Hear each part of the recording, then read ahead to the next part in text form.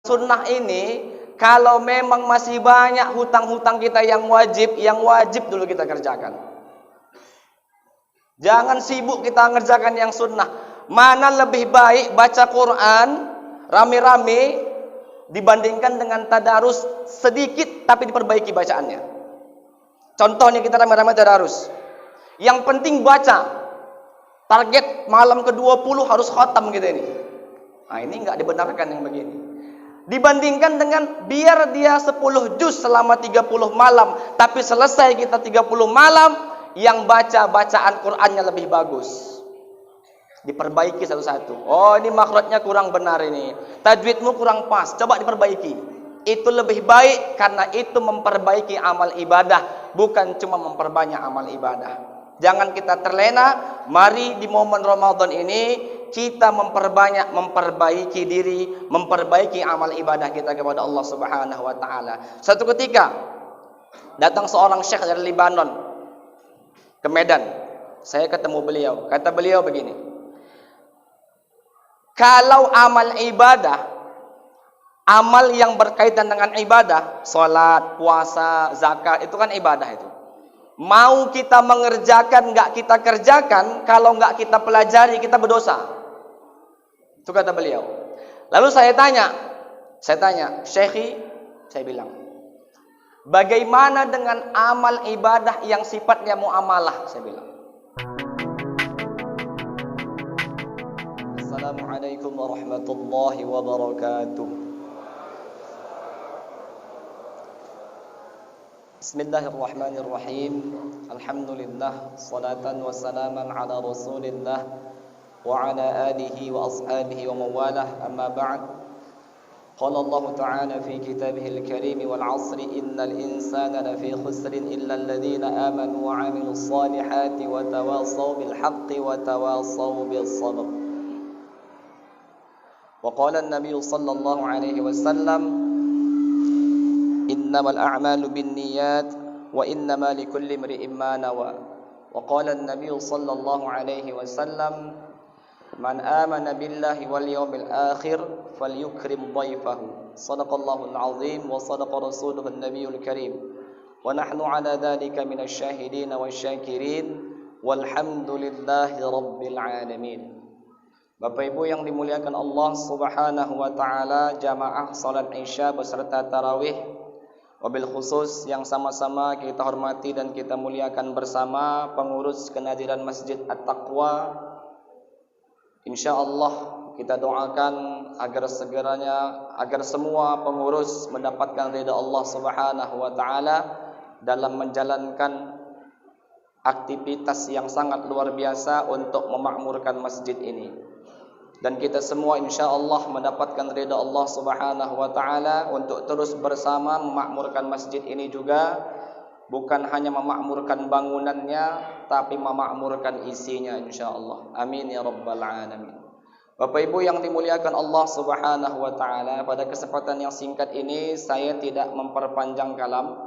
Yang pertama, saya ingin menyampaikan saya adalah orang yang pertama kali masuk ke masjid ini tahun ini menjadi imam dan menjadi penceramah pada Ramadan. Jadi saya perkenalkan, nama saya Khairul Azhar. Saya adalah guru di Yayasan Pendidikan Islam Al-Fakhri. Tadi disebutkan Bapak pembina yayasan kami, saya koordinator tahfiz. Ya, bagi saya agak malu saya, Pak. Saya kok disebutkan koordinator tahfiznya agak malu saya. Mungkin jamaah berpikir ini koordinator tahfiz tapi sholat kok bacanya surah pendek. Biasanya habis Quran kan yang panjang-panjang. Saya kalau baca panjang-panjang agak malu, Pak. Suara saya jelek. Tapi kalau tadi hafiz yang jadi Bilal, yang imam, itu ayat panjang, makin syahdu kita, makin nikmat kita mendengar. Kalau saya yang baca, mengantuk Bapak. Atau dalam hati, ala Ustadz ini udah suara jelek pun panjang kali ayatnya. Maka saya padakan yang pendek saja. Insya Allah yang pendek dengan yang panjang, kalau kita ikhlas sama pahalanya.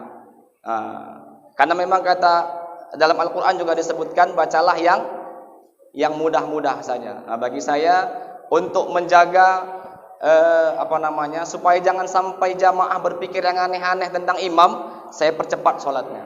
Kalau sangat cepat saya mohon maaf, namanya saya masih muda. Kalau nanti yang agak tua imamnya baru agak lambat. Dalam kitab Al-Hikam Ibnu Athaillah As-Sakandari pernah bilang begini Bapak Ibu sekalian. Min alamatil ittiba'il hawa al-musara'ati ila nawafil khairat wat takasul 'anil qiyamil wajibat. Beliau ini adalah ulama tasawuf yang sangat luar biasa. Kitab beliau Al-Hikam tipis, tapi syarahnya banyak. Lalu kata beliau gini kira-kira artinya. Di antara ciri orang yang mengikuti hawa nafsunya adalah orang yang senantiasa rajin dan bersemangat mengerjakan amal ibadah yang sunnah, tapi malas mengerjakan ibadah yang wajib. Saya ulang, di antara ciri orang yang senantiasa mengikuti hawa nafsunya, kata beliau, adalah orang yang kalau mengerjakan yang sunnah semangatnya luar biasa, tapi ketika mengerjakan yang wajib malasnya pun luar biasa. Ini kata beliau. Dalam kitab Tanbihul Ghafilin, Al-Imam Abu Laits As-Samarqandi juga menyebutkan begini. Apabila ada 6 hal yang dikerjakan oleh orang banyak, kata beliau, maka kerjakanlah 6 hal yang berlawanan, katanya. Disebutkan beliau yang pertama, apabila banyak umat Islam yang memperbanyak amal ibadahnya, maka sibukkanlah dirimu untuk memperbaiki amal ibadahmu. Kalau umat Islam hari ini sibuk beramai-ramai memperbanyak amal ibadah, maka bagi kita orang yang sudah belajar, mari kita perbaiki amal ibadah. Pertanyaannya, dari semua amal ibadah, manakah amal ibadah yang boleh diperbanyak? Yang boleh diperbanyak hanya amal ibadah yang sunnah. Yang wajib nggak boleh diperbanyak. Kalau zuhur, aku hari ini kayaknya semangat zuhur nih, 8 rakaat ku banti, malah haram hukumnya. Aku mau asar 12 rakaat nih, nggak bisa. Tapi kalau sunnah boleh nggak? Boleh. Tahajud mau banyak-banyak boleh. Ditambah dengan sholat sunnah yang lain dan sebagainya. Kata Al-Imam Abu Laits As-Samarqandi, kalau orang sibuk memperbanyak atau mengerjakan yang sunnah, maka sebaiknya perbaiki amal ibadah. Dalam matan Az-Zubat disebutkan begini, amal yang dikerjakan dengan tidak didasari ilmu pengetahuan, maka amal tersebut tertolak. Saya nggak nakut-nakuti nih Bu, nggak nakut-nakuti. Kita sholat, pernah nggak belajar ilmu sholat? Rukun sholat berapa? Bagaimana ruku yang benar? Bagaimana sujud yang sah? Kalau nggak pernah selama ini kita sholat, bermasalah sholat kita ini. Tapi semangat nggak kita mengerjakan ibadah malam ini? Semangat. Ibadah yang sunnah apa yang wajibnya nih? Masuklah kita kategori itu. Maka hati-hatilah kita. Itu yang pertama. Yang kedua kata beliau, kalau orang sibuk memperbaiki yang nampak, sibukkanlah dirimu memperbaiki yang tidak nampak. Kalau yang nampak macam-macam, tubuh kita, rumah kita, apalagi keluarga kita cantik, baju baru dan lain sebagainya. Tapi perbanyaklah kita untuk memperbaiki yang tak nampak. Ini Bu di sini.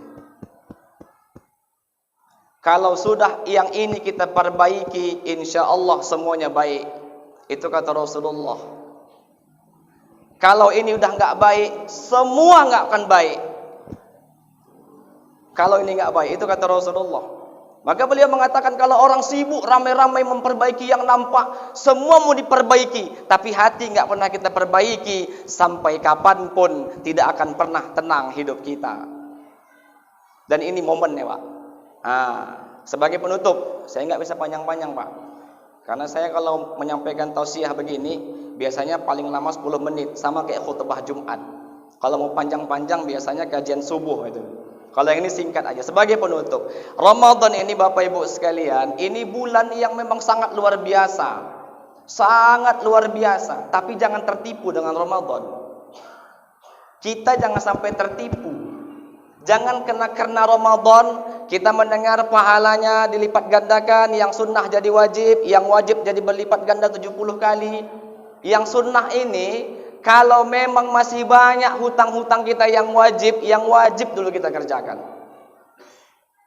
Jangan sibuk kita ngerjakan yang sunnah. Mana lebih baik baca Quran rame-rame dibandingkan dengan tadarus sedikit tapi diperbaiki bacaannya. Contohnya kita rame-rame tadarus. Yang penting baca. Target malam ke-20 harus khatam gitu ini. Nah, ini enggak dibenarkan yang begini. Dibandingkan dengan biar dia 10 juz selama 30 malam, tapi selesai kita 30 malam, yang baca bacaan Qur'annya lebih bagus. Diperbaiki satu-satu. Oh, ini makhrajnya kurang benar ini. Tajwidmu kurang pas, coba diperbaiki. Itu lebih baik karena itu memperbaiki amal ibadah, bukan cuma memperbanyak amal ibadah. Jangan kita terlena. Mari di momen Ramadan ini kita memperbaiki diri, memperbaiki amal ibadah kita kepada Allah Subhanahu wa taala. Satu ketika datang seorang syekh dari Lebanon ke Medan. Saya ketemu beliau. Kata beliau begini. Kalau amal ibadah, amal yang berkaitan dengan ibadah, salat, puasa, zakat, itu kan ibadah itu. Mau kita mengerjakan, enggak kita kerjakan, kalau enggak kita pelajari, kita berdosa. Itu kata beliau. Lalu saya tanya, Syekhi, saya bilang, bagaimana dengan amal ibadah yang sifatnya muamalah? Saya bilang. Kata beliau, jawabannya, kalau yang muamalah, tunggu kita kerjakan, baru kita pelajari. Tapi kalau untuk ibadah, enggak ada poin. Harus kita pelajari. Maka dari itu Bapak Ibu sekalian, pada kesempatan yang singkat ini mudah-mudahan bermanfaat bagi kita semua. Mari di awal ini kita punya niat dan tekad untuk memperbaiki amal ibadah. Bukan cuma kita perbanyak. Banyak baca Quran tapi salah, nggak ada manfaat. Bagus kita perbaiki, duduk sama guru kita di sini tadarus rame-rame, ada gurunya, ada yang membenarkan. Ini lebih baik dibandingkan kita baca sampai 60 kali khatam. Tapi yang kita baca seperti baca Iqra. Wallahul muwafiq ila aqwamit thariq. Assalamualaikum warahmatullahi wabarakatuh.